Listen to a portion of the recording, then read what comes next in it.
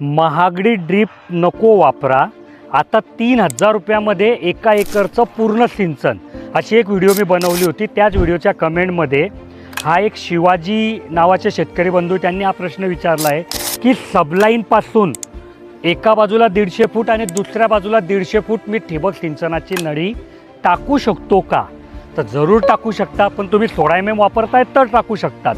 12 mm आहे तर 125 फुटापर्यंत लांबी चालेल। जर 16 mm ची नळी आहे तर तुम्ही सबलाईनपासून इकडे 150 फूट इकडे 150 फूट बिंदास टाका, काही अडचण येणार नाही।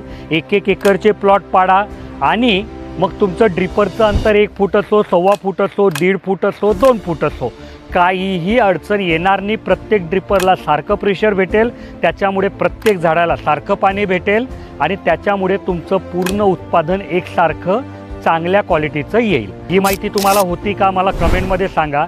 आणि असाच ठिबकविषयी स्प्रिंकलरविषयी तुमच्या मनात जर काही प्रश्न असेल तर कमेंटमध्ये विचारू शकतात।